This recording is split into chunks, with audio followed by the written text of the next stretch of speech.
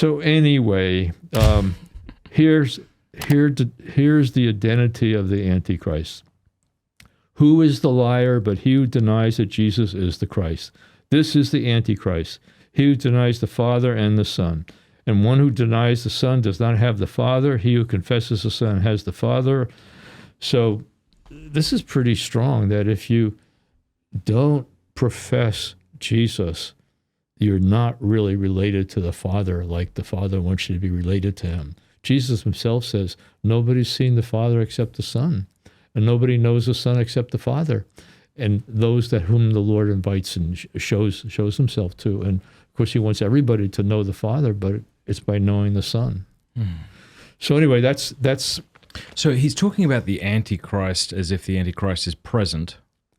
Is that Yes. fair in saying? And so what do we mean by Antichrist? Are we talking about a spirit? Are we talking about a particular figure that will one day reveal himself? We're talking about the kingdom of darkness that has existed on the face of the earth since the angels fell. We believe that some really beautiful angels turned against God and got turned into demons, and they've been around, and they have a leader who's Satan.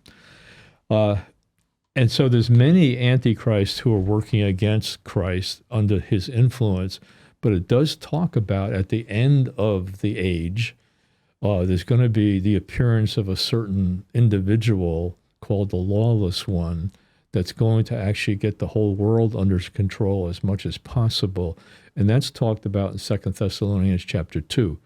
Now, before we need to get into 2 Thessalonians chapter 2, because a lot's being said there, but before I do, one of the reasons why I started to pay attention to 2 Thessalonians chapter 2 is because of something John Paul II said.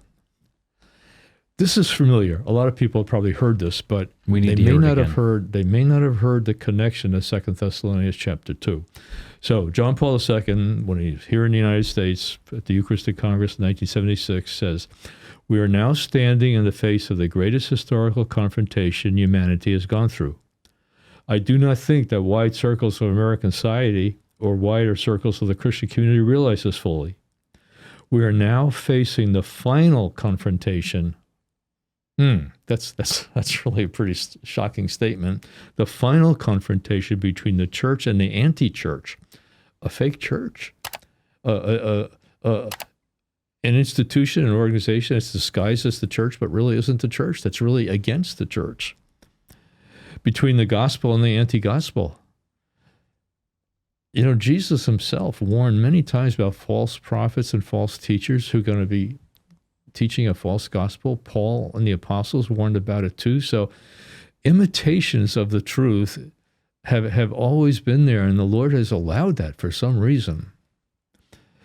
The final confrontation also between Christ and the Antichrist. This confrontation, though, lies within the plans of divine providence, but it's a trial which the whole church must take up and face courageously. Hey, thank you so much for watching. Before you go, do us a favor, leave a comment, let us know what you thought of the video, like, and subscribe.